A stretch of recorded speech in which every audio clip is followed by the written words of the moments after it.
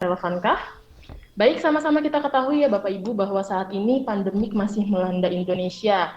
Tapi kita pernah ada di level bawah yang dimana mengartikan bahwa itu sudah di keadaan yang membaik.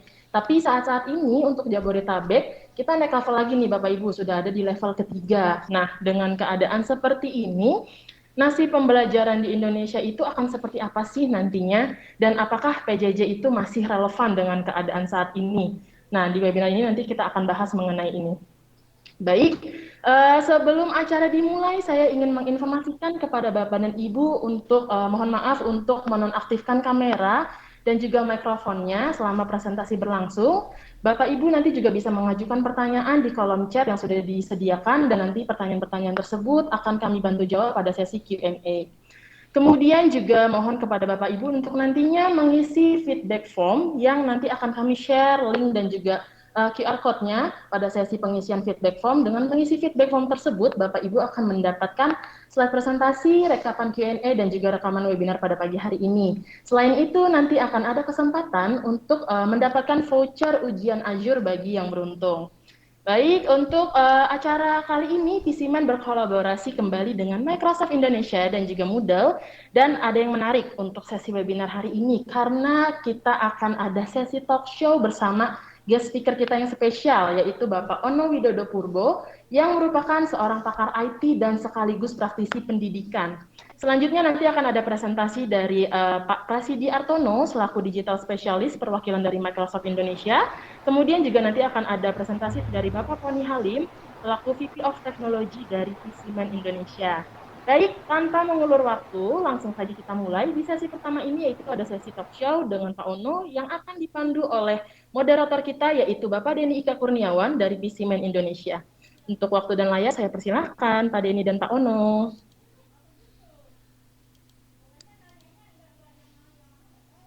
Oke, terima kasih Ida. Suara saya gimana? Ida? Man, Pak Denny, Pak Oke. Ono. Ya, selamat Ya. pagi. Ya, pagi Pak Ono. Pagi. Sehat Pak Ono? Sehat, anak saya nggak sehat. Positif, Oh, oh, isoman, semoga isoman. Semoga cepat. isoman ya. Semoga cepat sehat Pak Ya, ya. makasih. Semoga kita semua sehat. Oke, sebelum kita ngobrol-ngobrol nih Pak Ono, saya akan share sedikit dari hasil yang mengisi registrasi, form registrasi. Ini ada beberapa pertanyaan berkaitan dengan PJJ yang saat ini dilakukan di institusi pendidikan di Indonesia. Dari 256 yang registrasi, Pak, itu 39% menggunakan Moodle sebagai platform untuk PJJ-nya. Alhamdulillah. Kemudian Zoom ada 18%. Kemudian Google Classroom ada 8%. 6% pakai Teams. Yang develop sendiri entah pakai apa ya, di situ dia develop sendiri ada 7%, yang 8% mix, jadi kadang pakai Zoom, kadang pakai Google, kadang pakai Teams, bahkan kadang pakai WhatsApp gitu ya. Kemudian, nah ini tantangan yang sering dihadapi nih, tantangan dan juga kendala yang sering dihadapi. Tidak paling gede internet ya. Iya, betul. Bisa ditebak Pak gitu ya, bisa Iya. ditebak tuh paling Udah gitu besar Kominfo nggak 46%. percaya lagi, aduh. Parah dah.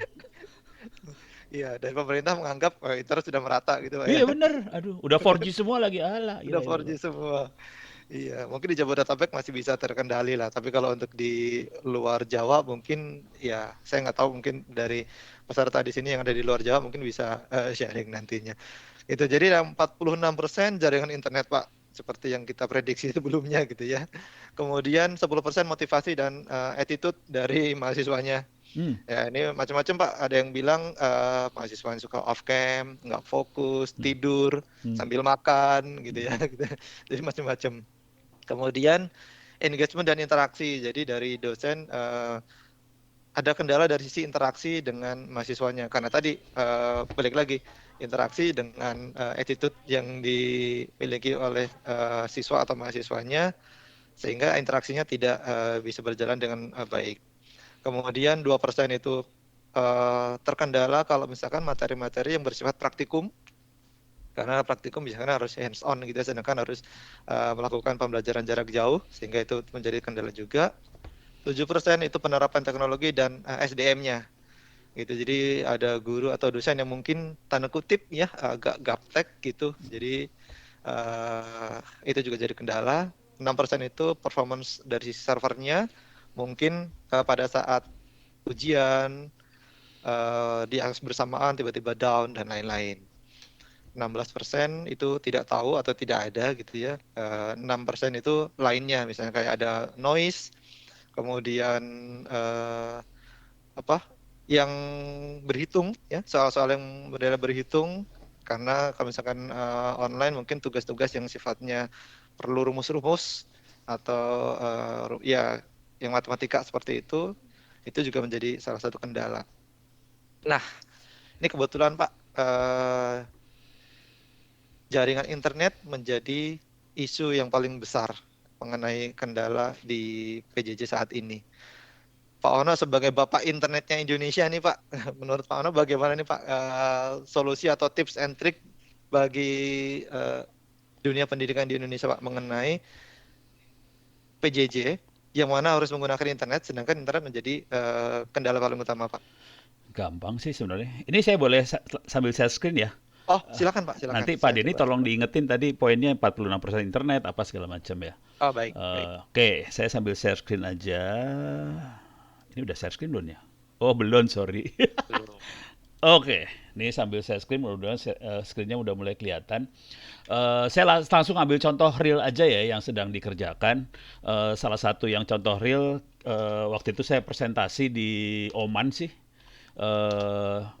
Kalau enggak, Ono Oman gitu ya kali dapat, mudah-mudahan ketemu. Jadi saya bikin paper judulnya Internet Offline di Oman itu. Oke, ini internet offline dan ini dipresentasikan di Oman. Saya waktu itu pakainya makhluk ini sih, Raspberry. Jadi solusinya rada gombal banget ya, karena masalah di internet. Pakai Raspberry Pi solusinya. Ini dia makhluknya. Kalau kita shopping, ini barangnya segede apa? KTP atau kartu kredit lah, atau kalau nggak kartu ATM. Harganya sekitar, kalau yang lengkap sekitar 1,5 juta, tapi kalau yang minimalnya sekitar 500 ribuan dapat. Dan ini kita bisa jadiin server gitu. Nah, ini sekarang teman-teman di Wikipedia segala macam, kita akan roadshow ke sekolah-sekolah memperkenalkan bagaimana caranya belajar pakai Moodle, pakai Wikipedia offline. Itu yang benar-benar drastis ya, yang nggak ada internet sama sekali, kita akan coba pakai ini. Oke, ini satu solusi. Tanpa internet sama sekali, bisa. parah banget, jangan khawatir. Ini serius nih kita kerjainnya. Dan kita akan roadshow. Nanti kalau teman-teman tertarik ya, ini ada semua di online, Anda bisa masuk ke channel Ono Center, bisa lihat. Nah, sekarang kita masuk yang real yang lagi saya buat sekarang.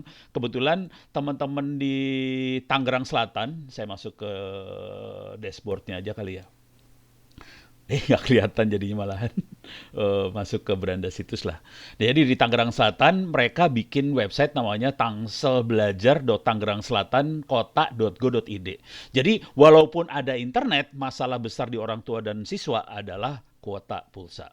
Jadi kalaupun ada internet juga kita punya masalah sih sebenarnya, karena untuk sekolah online dalam waktu lama kan lumayan mengeruk pulsa dia. Jadi Dinas Kominfo Tangerang Selatan mereka bikin website namanya Tangselbelajar Tangerang Kota.go.id. Ini saya dan teman-teman ini lagi bikin bank soalnya. Ini dari tadi saya bikin bank soal pakai Moodle, tapi saya bikin soalnya pakai ini ya, pakai Notepad. Nanti tinggal diupload ke Moodle. Ini kelihatan ini soal IPA SMP kelas 9. Jadi ini soalnya seperti ini, saya ambil dari bank soalnya Diknas, saya konversikan ke Moodle, nanti tinggal diupload aja. Nah, apa yang terjadi di sini adalah Dinas Kominfo Kota Tangerang Selatan, mereka punya jaringan intranet ya, wifi ke kelurahan sama kecamatan-kecamatan. Nah, wifi-nya atau hotspotnya ini dibuka free. Jadi nanti siswa-siswa, mahasiswa juga bisa akses ke websitenya Tangsel Belajar Tangerang Kota Selatan ini free, nggak usah pakai pulsa apa-apa, bisa belajar di sini tanpa pulsa sama sekali. Oke, cuman di sini kebetulan bukan cuman pelajaran itu, saya agak curang sedikit. Saya masukin indoktrinasi kuliah jaringan komputer, internet safety segala macam masuk ke sini buat yang mahasiswa informatika ya, yang tertarik. Ini sebenarnya buat internal orang Tangsel juga internal Dinas Kominfo juga kalau mau belajar jadi bisa di sini. Oke, ini urusan internet yang masalah pulsa segala macam. Jadi ada solusinya, kita bisa bikin offline atau kita bikin hotspot intranet lokal di sini. Cuma nanti akan masalah besarnya di server biasanya kalau teman-teman pengen bikin. Jadi kita butuh bantuan yang punya server sih sebenarnya. Pak Denny, apa yang kurang ya? Ada yang kurang nggak saya? Iya, oke. Terima kasih Pak. Ya, mengenai jaringan internet, berarti ada dua ya Pak ya, offline atau buat jaringan intranet gitu ya. Intranet itu. Nah, intranet berarti perlu resource server yang besar. Jaringannya intranet, servernya ya ini kebetulan Dinas Kominfo yang bikin ya, jadi dia punya server kebetulan. Kalau nggak punya, nah baru seru urusannya. Oke.